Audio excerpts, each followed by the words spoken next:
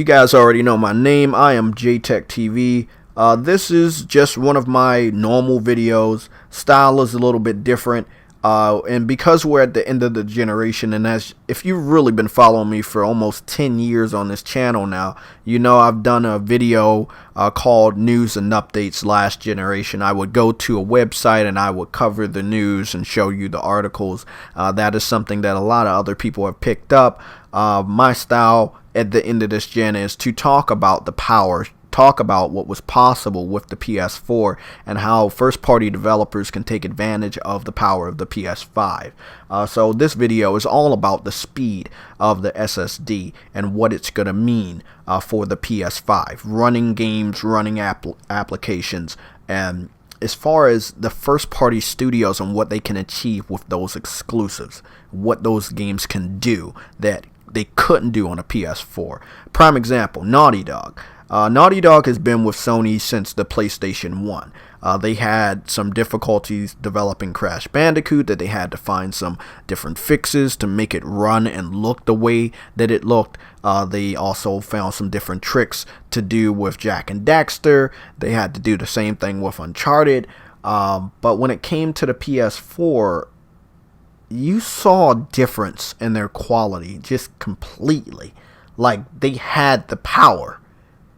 And that was the power of 1.8 teraflops. Like, that is impressive what they were able to do with 1.8 teraflops. The Order 1886, 1.8 teraflops. Like, it never got a pro patch. It will never get a pro patch.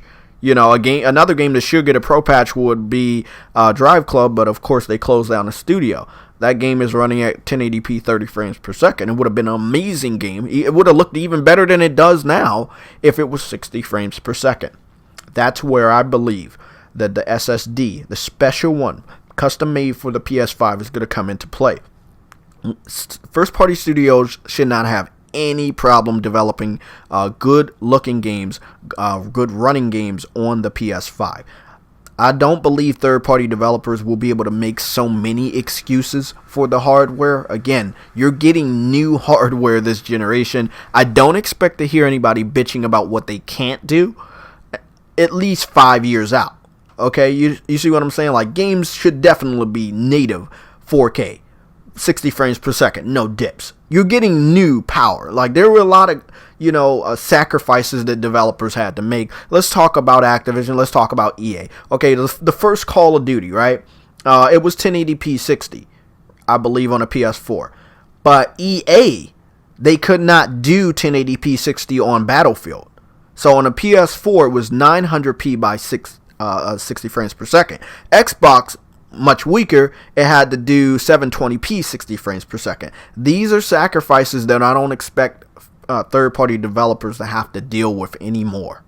The SSD on a PS5 is going to make that shit a problem of the past.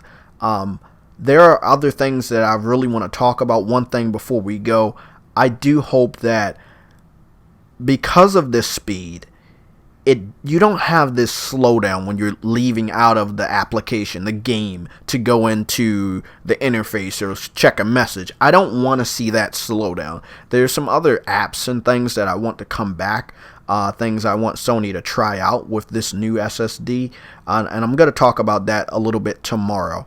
Have a good day, guys. I'm out.